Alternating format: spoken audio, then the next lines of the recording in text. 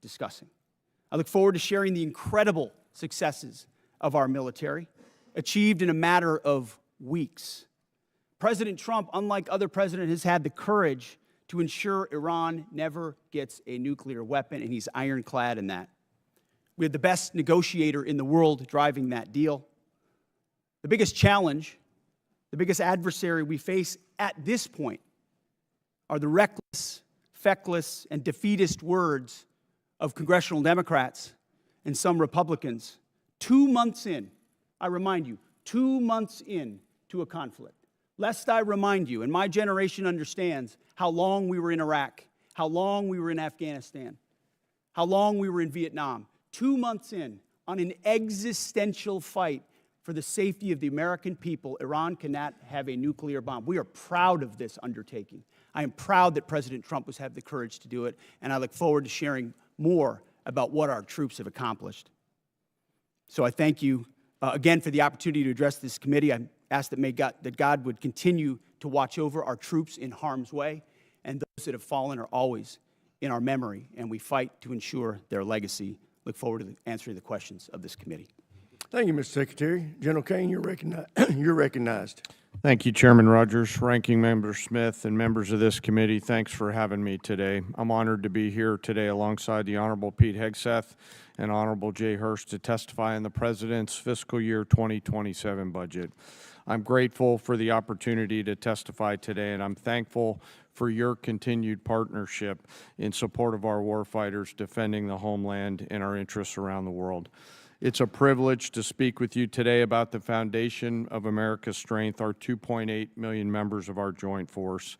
And I'm continually inspired by our soldiers, sailors, airmen, Marines, Guardians, and Coast Guardsmen, and our civilians standing the watch for our nation, supported always by their families.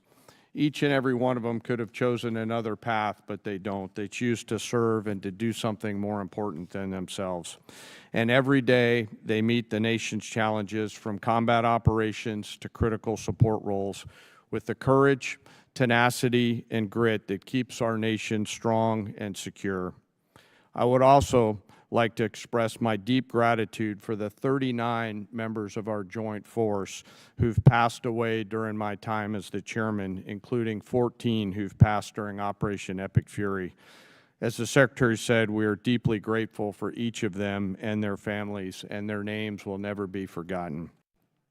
As the chairman, my duty is to ensure our civilian leadership has a comprehensive range of military options and the associated risks that, to those leaders who make the nation's hardest decisions, and offer my military advice privately. I owe the President, the Secretary, and the Congress the truth at every turn. My blueprint for this role is General George C. Marshall. His commitment to civilian control of the military and nonpartisan military remains a constant standard and something I borrow from often.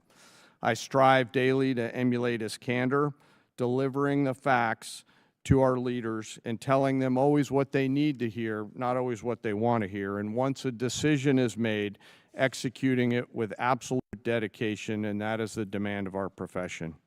I sit here today before you representing our incredible joint force, and I want to emphasize my commitment to this committee and the Congress that I will always follow General Marshall's steadfast example by providing clear and candid, nonpartisan military advice and working together with our civilian leaders to ensure that our military does the things that we must do, being prepared to deter and defend our nation, and if called upon, win our wars around the world. America's joint force is operational at its core, purpose-built for the realities of a complex and ever-changing world. We are organized, trained, and equipped to execute the most demanding missions across the globe with unrivaled precision. Over the past year, our warfighters have consistently demonstrated exactly what it means to be the most capable, adaptable, and most professional military force in the world.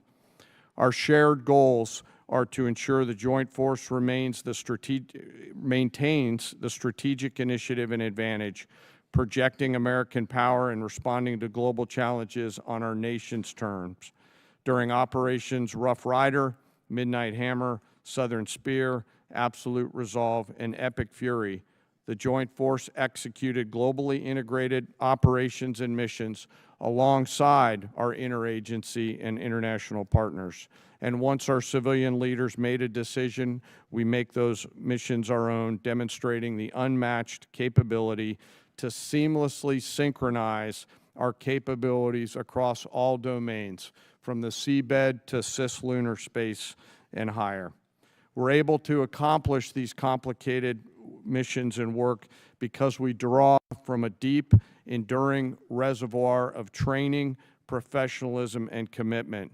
Our operational tempo is high, but we're designed to sustain and rebuild our strength continuously. We build readiness every day. We train professionals every day. We learn and sharpen our edges every day by being learning leaders. And I am incredibly proud to be a member of this Joint Force team, proud of the team and proud of the commanders. As the chairman and the ranking member both said, we live in complex and dynamic times where global risk is scaling. The complexity of today's modern battlefields demands our constant adaptation, innovation, and partnership with this Congress. As a joint force, we're up to the challenge. We're built for this environment. However, continued success is not guaranteed by past achievements. It must be secured through forward-looking partnerships with Congress. And to drive this pace and change and maintain our superiority, we need timely, predictable, and sustained investment. The resources we discussed today are critical to modernizing our force and ensuring that whatever threats emerge in the future, that your joint force is ready to meet those challenges, to protect our interests and defend our nation. As the Secretary said, the President's fiscal year 2027 budget supports the Department's goals of recharging the defense industrial base and the national industrial base, ensuring our military is ready, securing our military advantage. Within the joint force, the uniform side, our priorities remain the same, ensuring our warfighters are properly armed, globally integrated, and ready, while always taking care of our people. And what truly sets our people apart from other militaries around the world is the 1.8 million members, enlisted members of our force, who maintain readiness beyond reproach and are the envy of every other nation. I'm joined today by the Senior Enlisted Advisor to the Chairman, Dave Isom, who's here with me today representing the 1.8 million members of the enlisted force. He is a great American, not an Americant. While we face dynamic and a dangerous world, I have the absolute trust in the extraordinary men and women who come and volunteer to serve our nation within our joint force. They execute the missions quietly every day, and coupled with the American spirit, outthink, outcompete, and relentlessly innovate, we will maintain our decisive edge, but doing so requires your partnership. We stand ready today to answer our nation's call. It remains the honor of a lifetime for me to serve alongside the members of this joint force. And as we sit here today in this important hearing, I ask us all to remember our deployed teammates who are out there right now doing our nation's business. And may we again always remember our fallen, who've given us the gift of an incredible example, and their family members who continue to show us what courage and grit look like. Thank you again for your enduring support, and I look forward to your questions. Thank you, General. I recognize myself now for questions. Secretary Hegseth, thank you for undertaking the Arsenal of Freedom tour and the great work the department's doing to help enhance our capacity in our defense industrial base. Could you tell us how last year's reconciliation bill helped enable what you have been able to do, and what you think this year's FY27 budget request will do on that front? Well, Mr. Chairman, thank you for your leadership and your support on that topic. I mean, coming into this position, we fell in on a lot of the reforms you and this committee have been advocating for a long time. Looking for somebody that was willing to run with them, and our department have run with those. And that reconciliation bill last year was kind of the rocket fuel to initiate President Trump's priorities in this department. So we fell in on a department that was focused on a lot of the wrong things.